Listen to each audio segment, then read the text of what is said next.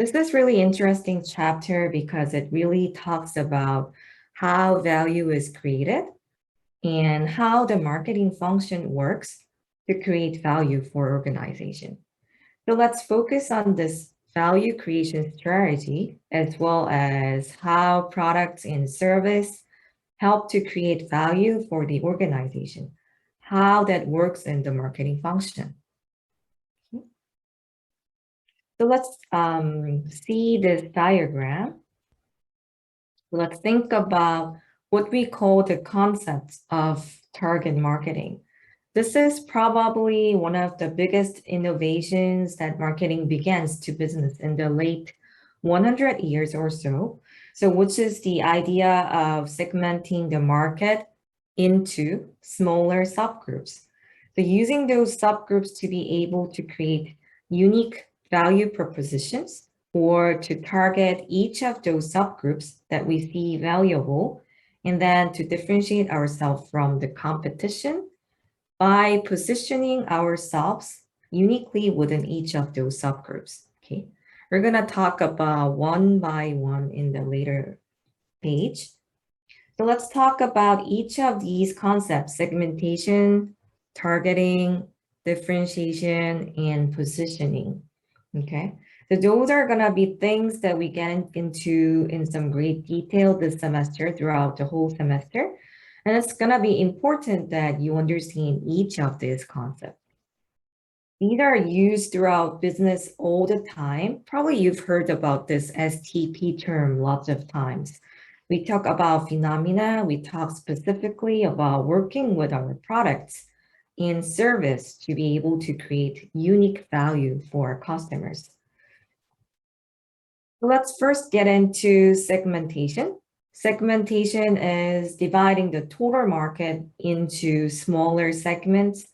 So we take the total pie, and let's take, for example, for the detergent market, for the cleaning market, then we divide it up into smaller subgroups of people with unique needs in that marketplace. And there's a number of different ways we can think about dividing up that marketplace. Okay. For example, like P&G brand, for example, Tide, how they broke up their marketplace. Okay. It's a segmentation. Okay.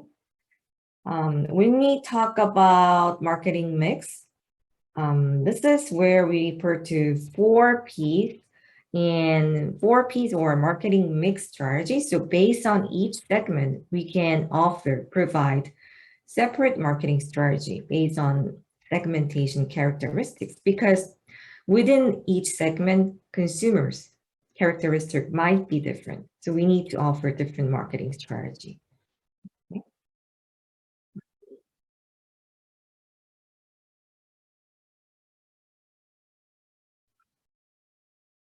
Okay, so there are different types of segmenting methodology, which is geographic, demographic, psychographic, and behavioral segmentation. And actually, there are more. Okay, we're going to talk about major different forms of segmentation. A few of the more obvious ones are geographic segmentation. Okay, so it's when we segment our marketplace on geography. By segmenting geographies, what we are doing here is maybe we're looking, for example, we take let's say just Seoul or South Korea. Okay, and this is let's say there is a map of Korea here. And if we took it and we broke it into groups of like 4 groups of segments or of South Korea, maybe we could then classify these as geographical sectors of South Korea, and then maybe look at the unique needs of each geographical sectors, right? So there are different characteristics based on some geographic information, okay? That's geographic segmentation. So, we could also look at things like urban versus rural area geographies. All those kinds of geographical difference get into this geographic differentiation. Okay, like Seoul, Busan, Okay, that's geographic differentiation. The next is we could get into an example of want to show about, probably you've heard about demographic segmentation a lot, or from the survey, you've probably had a chance to participate any kind of questionnaire or survey, and they might ask like, what's your age, what's your gender, income level, like education level. That's all demographic segmentation, which is really, really popular in industry. And it's really easy to handle this data. It's really easy to measure, easy to analyze because it usually deals with numbers, okay? So we can think about this demographic segmentation. In this demographic segmentation, this is where we break things based on age groups, like what they talked about, like what we talked about usually in the survey, or lots of example. You could probably easily find this, like for example, millennial versus like different age groups. That's demographic segmentation.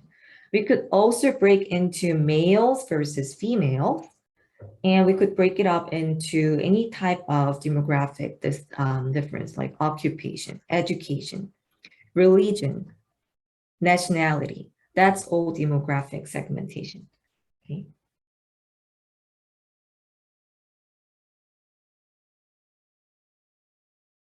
Okay. The people in the same demographic group, even though they are in the same demographic group, they can have very different psychographic characteristics, maybe. Okay.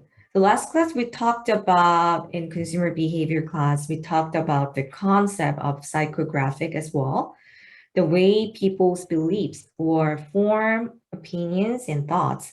So we're going to talk a little bit about them more as well, the later chapter. So that class, we discussed how the products people buy reflect consumers, their lifestyles, right? So marketer also use personality variables to segment markets. For example, different soft drinks targets different personality because their needs might be different based on their personality, okay?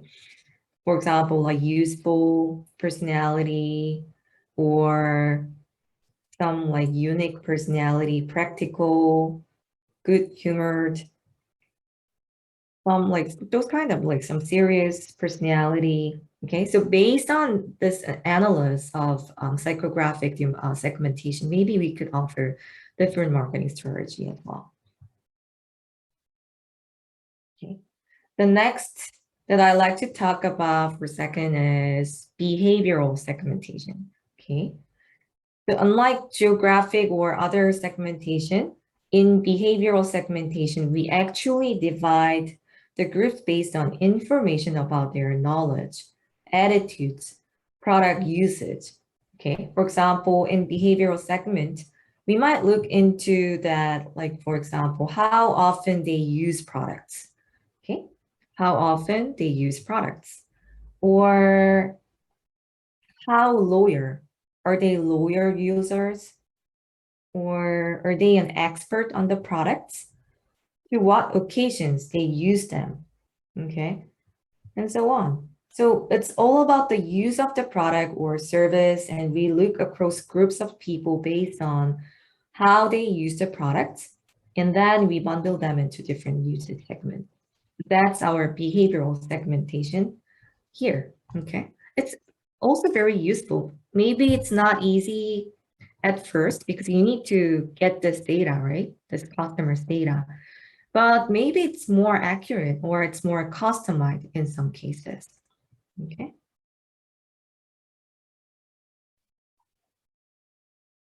Okay, and there are some like segments like international segments. So if you want to like make some global brands, maybe you need to think about other parts like cultural, political, legal, economic, geographic. You need to understand lots of things for international approach.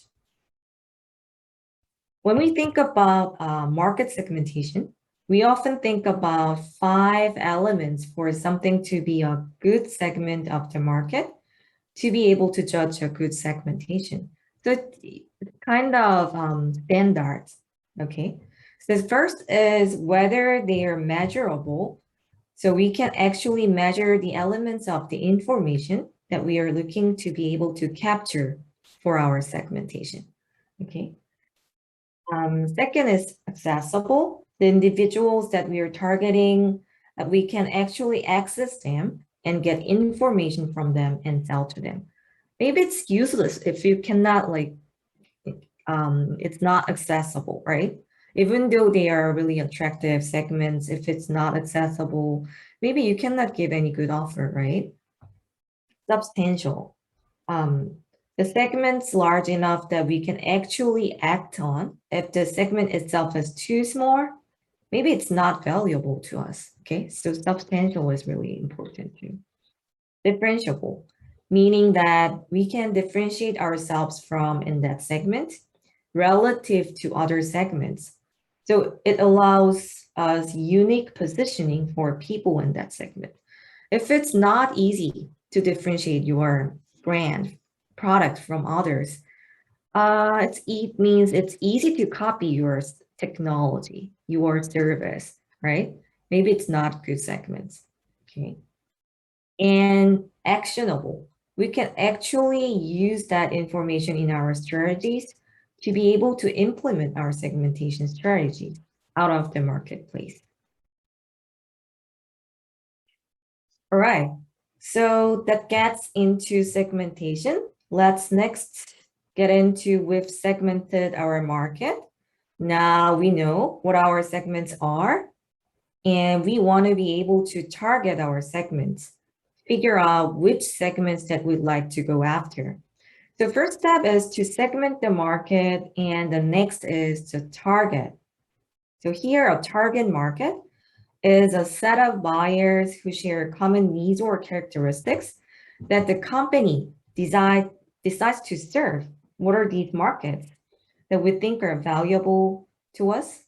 That's important. So that's the second step, target market. So a few things that we look at when we are evaluating whether a market is valuable, whether our market is attractive. The first is the segment is large enough and is going to be growing. For example, if that segment is very small and not substantial, then it's not really a growing segment. It might not be valuable to us. Okay. The next one, does the segment have what we call some structural attractiveness? Is the composition of its attractiveness to the way we will work as a company? Is it really that attractive? Okay, that's the second component. And next, do the company objectives and resources align with the strategies for the segment? So what we can do, maybe we can actually serve that segment effectively. That's the three important keywords, components we need to think about to evaluate segments.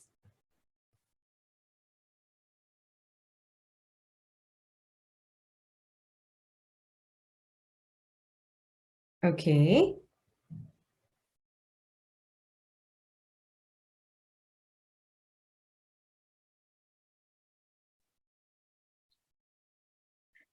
Okay, so let's take a look at one by one about target marketing strategy from the undifferentiated marketing strategy to micro marketing. Okay. So with undifferentiated marketing, or we can call this mass marketing, the company designs a product and a marketing program that will appeal to the largest number of buyers. Okay, so here, probably most modern marketers have strong doubts about this strategy. What kind of doubts? What do you think? Difficulties arise in developing a product or brand that will satisfy all customers. The mass marketers often have trouble competing with more focused firms that do a better job of satisfying the needs of specific segments and niches. So it's really hard to target specific segments in this case. Do you agree with that? Undifferentiated marketing. Why? Why it's hard to focus on, maybe why it's hard to appeal to more specific segments? Any reason can you think of? Okay, you can write in the chatting room.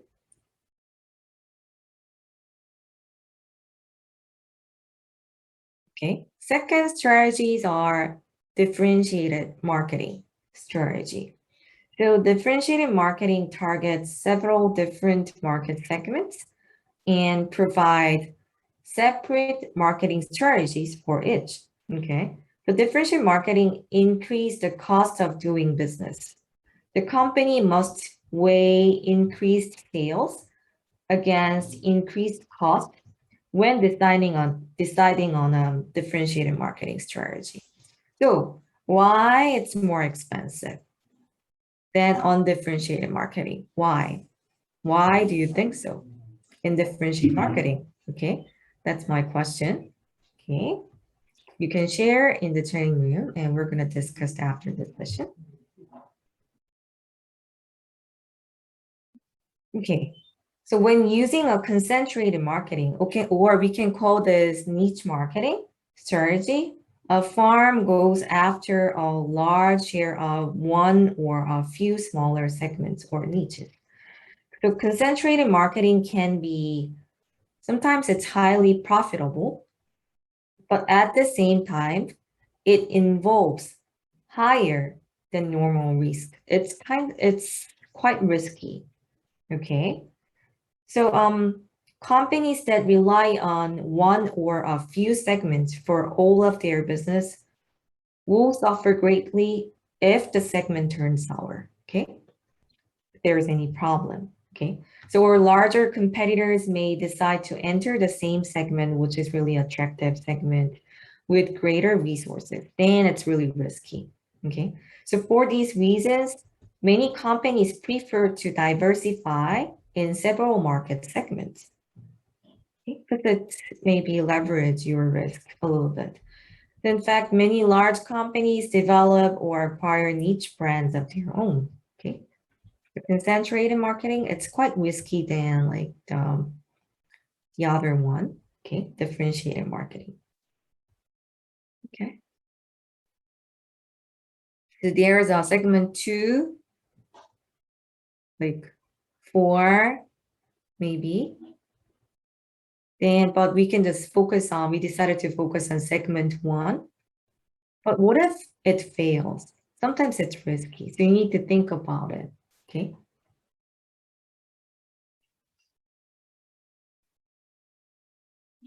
Lastly, micro marketing. Rather than seeing a customer in every individual, micro marketers see the individual in every customer.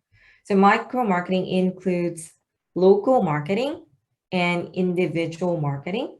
So first, local marketing, it involves tailoring brands and promotion to the needs and wants of local customer groups, like for example, cities, neighborhoods, even specific stores, okay? So thanks to advance in communication technology, this has given rise to new high-tech versions of location-based marketing. Can you think of any example of location-based marketing?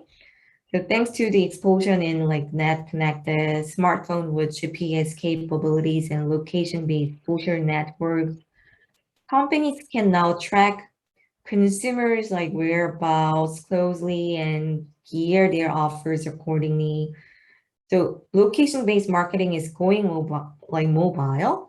So reaching on-the-go consumers like you, okay, when you just walk by, on-the-go consumers is a common goal in key local market areas. Think about like your experience.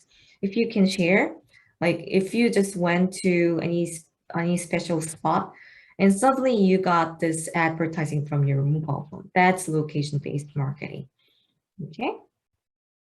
Next, individual marketing. It's more extreme version.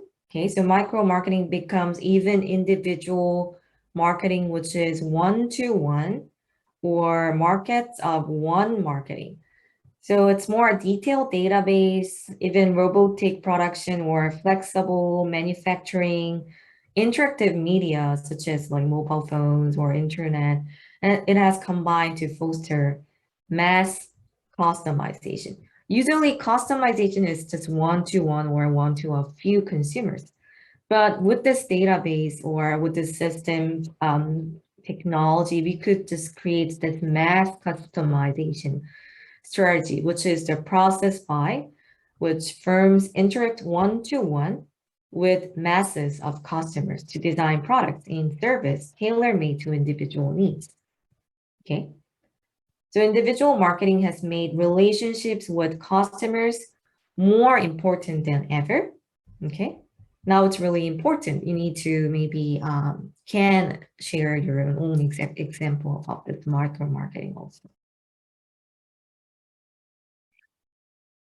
Okay, as shown in this slide, companies need to consider many factors when choosing a market targeting strategy.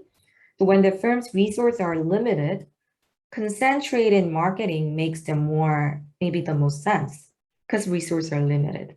Undifferentiated marketing is more suited for uniform products such as like just steel, okay, or any like fruit, okay. When a firm introduces a new product, it may be practical to launch one version only as undifferentiated marketing, or concentrated marketing may make the most sense. Okay, so in the mature stage of the product life cycle, there is actually, we're going to talk more about this product life cycle. However, in that case, differentiated marketing often makes more sense. Okay, so in the initial stage, it's really hard to differentiate all of the different segments. Okay, so undifferentiated marketing is better, but for the mature stage, differentiated marketing, it's better. Okay. Undifferentiated marketing is appropriate when there's little market variability. Most buyers have the same taste, buy the same amounts, and react the same way to marketing efforts. Okay. When competitors use this differentiated marketing, firm can gain an advantage by using differentiated or concentrated marketing, focusing on the needs of buyers in specific segments. Okay. Now, let's move on the third part, positioning. So now we've segmented the market and we've chosen who we want to target. And then the last thing we do is we differentiate ourselves and we position ourselves relative to the competition in the marketplace. Okay. So I want to talk about this differentiation and positioning because these are important concepts. We're actually going to spend entire chapters later on these topics. And but I'd like to introduce the key concepts to you today. Okay. So product positioning is the way the product is defined by customers on important attributes. So positioning, let's think of, for example, like IKEA life improvement store. When you think of IKEA, what comes to mind with IKEA? Maybe comes with convenience, inexpensive, easy to be able to figure to use. That's maybe positioning. Okay. Here from this figure, Sonos does more than just sell speakers. It tells that it unleashes all the music on earth in every room of your house wirelessly. So this is kind of strategy to make your brand image probably in a positive way and maybe in with more impact in consumers' minds. We're going to watch one more video about this positioning after this chapter. Okay. So let's say we segmented our markets demographically, and maybe we said we segmented it by, let's say, the market by income, for example, high, medium, or low income people. Based on those segments, maybe we need to make different positioning strategy. Okay.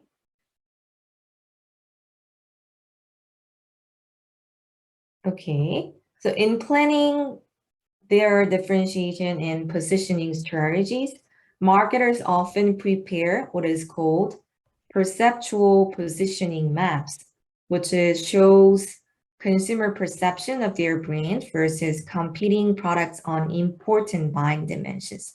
So it's actually your definition, whether you make this x-axis, y-axis, what kind of buying dimension are you going to choose? Think about your own example. Also, how to apply this concept to your own example. So let's look at this positioning and differentiation map. What this map is, this is for luxury SUVs in the marketplace.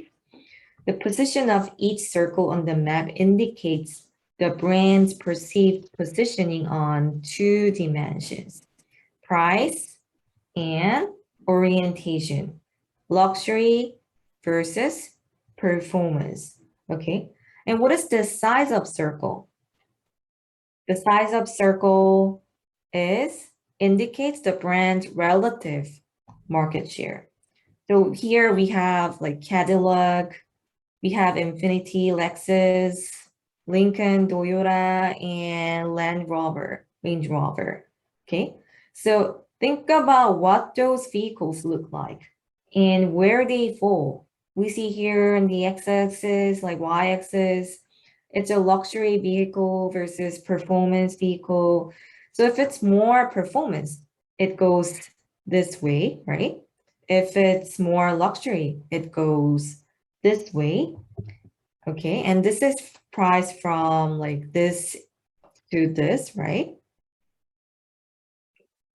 Okay, and what it does is we put our dot at what level of performance the vehicle is perceived to be and what's the cost of the vehicle, okay? And then one of the thing here I like to mention is the size of circle. It's the number of vehicles sold by that manufacturer. So the bigger the circle, it means the more the vehicles are sold by the manufacturer, okay? Which is good, right? Small dot, small circle means it's a smaller subset of the market. Big dot, it's a bigger share of the market. Okay, so you can easily guess which is like relatively high market share, okay, higher market share.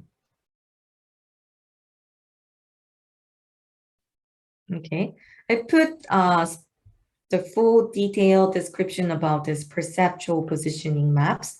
So think about this example and try to make your own positioning map for your own brands. Okay.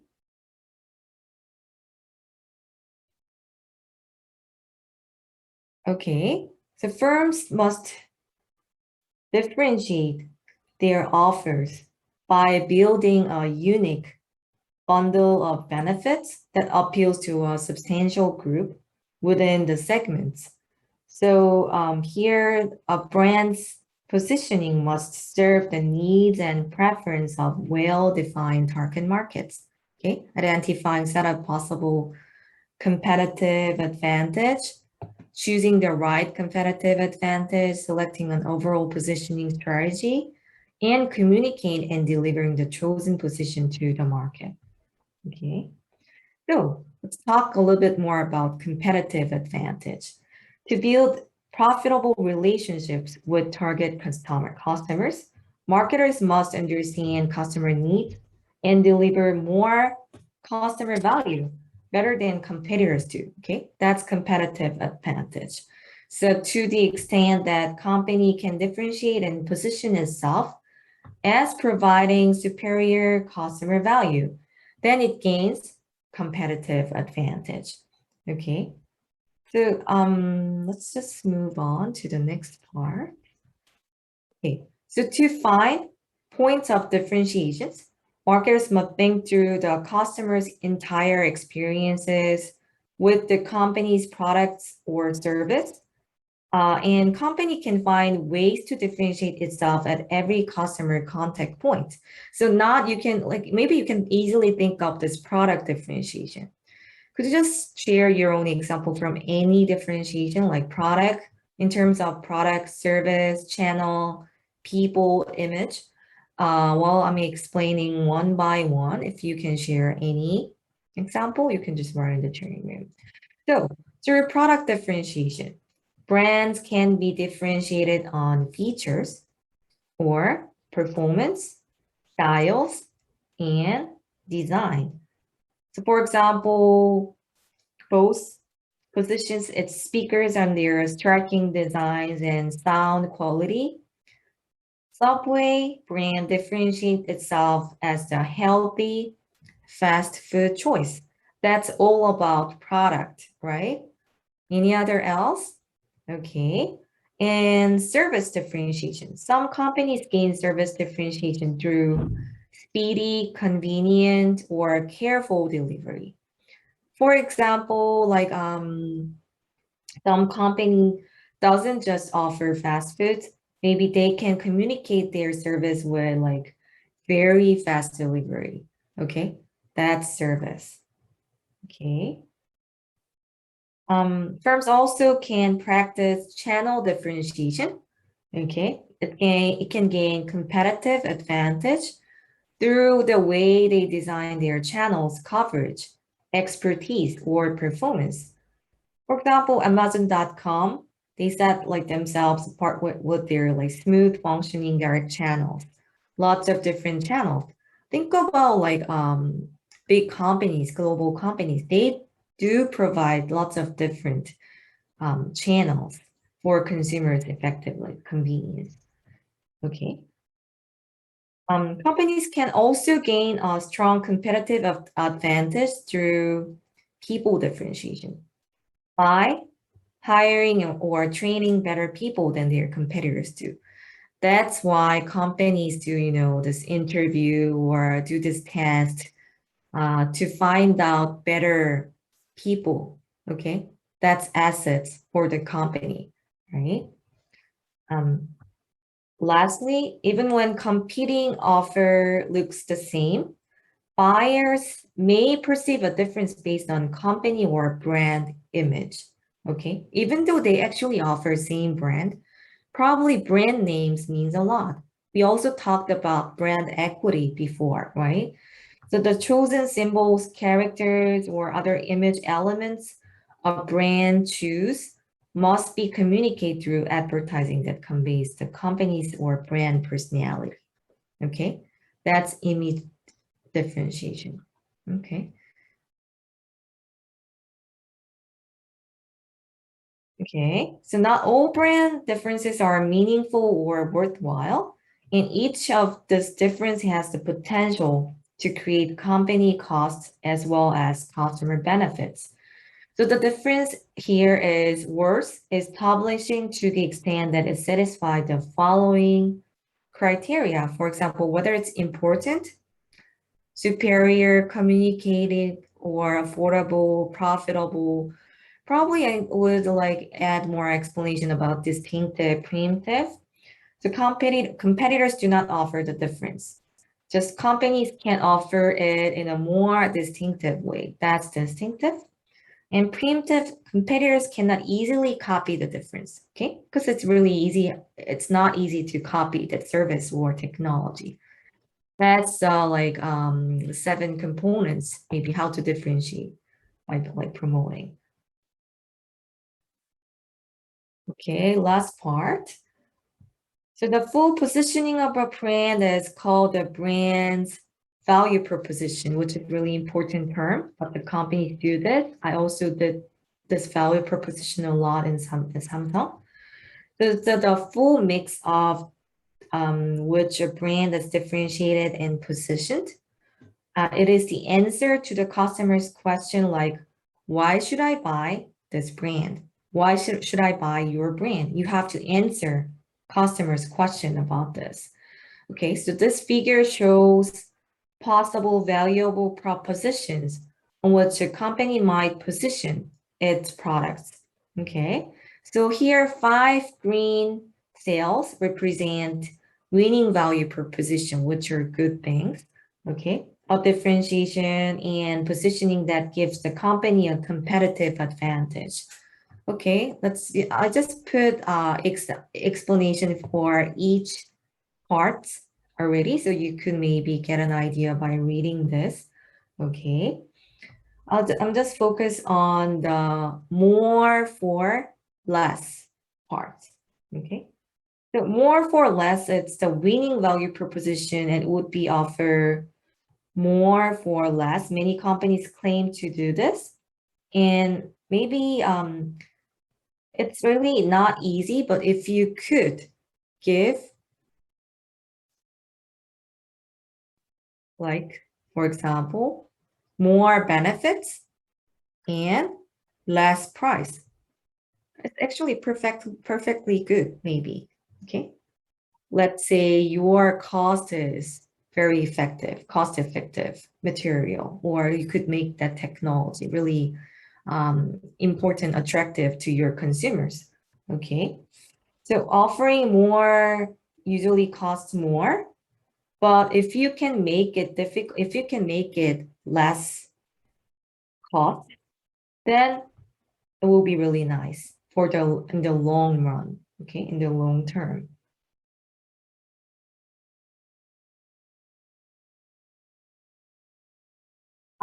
If you want to make some statement about your like positioning strategy, you can just refer to this statement.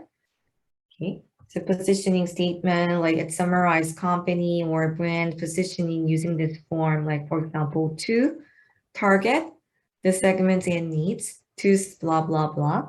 Our brand is this concept and in more detail that points out this difference. Okay, that's a positioning statement. Okay, so once it has chosen a position, the company must take strong steps to deliver. Actually, action is really important, right? To deliver and communicate the desired position to its target customers. So all the company's marketing mix efforts must support this positioning strategy. Okay, so how to deliver that position, it's really important. Company must closely monitor and adapt the position over time to match changes in consumer needs. You have to understand consumers' needs can be changed in competitor strategy. Competitors not just wait there, they do something.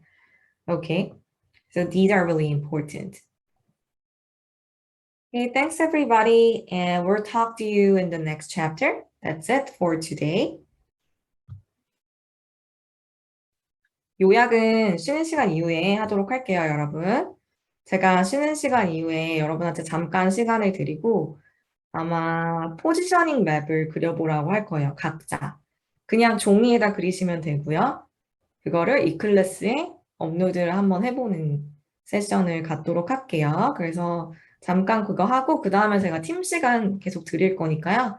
팀으로 활동하실 수 있게 시간 드리도록 하겠습니다. 그러면 12시 10분까지 쉬는 시간을 갖고 그리고 나서